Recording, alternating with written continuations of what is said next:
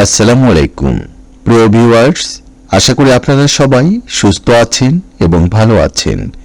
নিয়মিত স্বাস্থ্য তথ্য ও ঔষধ পরিচিতি পর্বে আপনাকে স্বাগতম। বন্ধুরা, আজকের ভিডিওতে আলোচনা করব অঞ্জনি কি, চোখের পাতায় আইলিড সিস্ট বা অঞ্জনি কেন হয়, অঞ্জনি হলে করণীয় কি, অঞ্জনির ব্যথা এবং ইনফেকশন ছাড়াতে কোন ঔষধগুলি ব্যবহার করবেন, খাবার নিয়ম ইত্যাদি সহ বিস্তারিত থাকছে এই ভিডিওতে।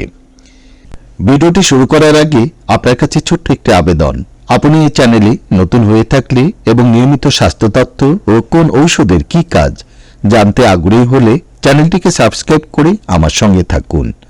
আর ইতিমধ্যে যারা সাবস্ক্রাইব করেছেন আপনাদের সবাইকে অসংখ্য ধন্যবাদ।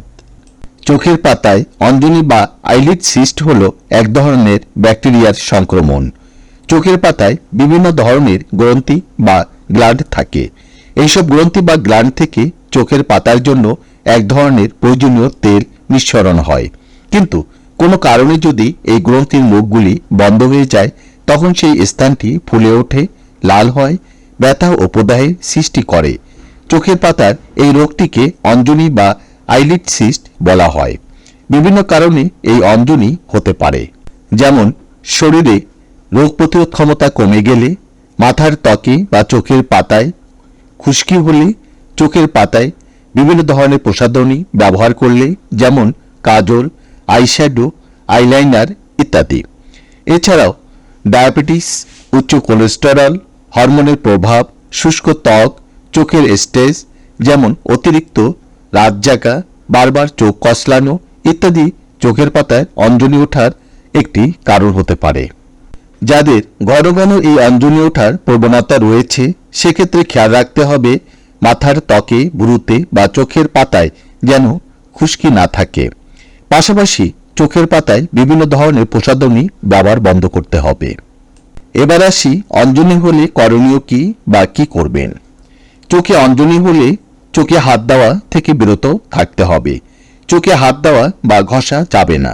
চোখ সবসময় পরিষ্কার রাখতে হবে। চোখের পাতায় কোনো ধরনের প্রসাধনী ব্যবহার করা যাবে না। যারা চোখে কন্টাক্ট লেন্স ব্যবহার করেন এই সময়টিতে কন্টাক্ট লেন্স ব্যবহার করা থেকে বিরত থাকতে হবে। ক্ষারযুক্ত সাবান চোখে ব্যবহার করা যাবে না, তবে ক্ষারহীন শ্যাম্পু পানিতে মিশিয়ে চোখের পাতা ভালোভাবে পরিষ্কার করতে পারেন। অঞ্জনি পাকার জন্য কুসুম গরম পানি বা কুসুম গরম পানিতে বরিক পাউডার মিশিয়ে কটন প্যাড বা পরিষ্কার কাপড় ভিজিয়ে আক্রান্ত স্থানে 5 থেকে 10 মিনিট করে দিনে 3 থেকে 4 বার সেক দিতে পারেন। এতে করে অঞ্জনি ফেটে পুঁজ বা ময়লা বের হয়ে আসতে পারে। সাধারণত অঞ্জনি কোনো ঔষধ ছাড়াই 1 সপ্তাহের মধ্যেই ভালো হয়ে যায়। তবে কোনো কোনো ক্ষেত্রে সংক্রমণ বা প্রদাহ বেশি হলে ব্যথা কমানোর জন্য প্যারাসিটামল, আইব্রোফেন বা এসিক্লোফেনাক জাতীয় ঔষধ সেবন করতে পারেন। প্রাপ্তবয়স্কদের ক্ষেত্রে সংক্রমণ কমানোর জন্য অ্যান্টিবায়োটিক হিসাবে ফ্লুক্লোক্সাসিলিন 500 মিলিগ্রামের ক্যাপসুল দিনে 4 বার বা 6 ঘন্টা পর পর 7 থেকে 10 দিন সেবন করতে পারেন, অথবা সেপ্রাডিন 500 মিলিগ্রামের ক্যাপসুল দিনে 2 বার করে 7 থেকে 10 দিন অথবা চিকিৎসকের পরামর্শ অনুযায়ী সেবন করতে পারেন। যে কোনো অ্যান্টিবায়োটিক সেবনের পূর্বে অবশ্যই একজন চিকিৎসকের পরামর্শ অনুযায়ী সেবন করা ভালো। বন্ধুরা, আমাদের এই চ্যানেলে আমরা নিয়মিত স্বাস্থ্য বিষয়ক পরামর্শ এবং গুরুত্বপূর্ণ ঔষধগুলি রিভিউ দিয়ে থাকি।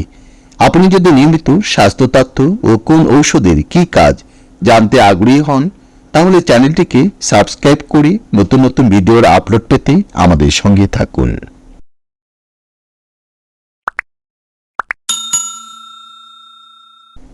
ধন্যবাদ বন্ধুরা, আপনারা সবাই সুস্থ থাকুন এবং ভালো থাকুন। আল্লাহ হাফেজ।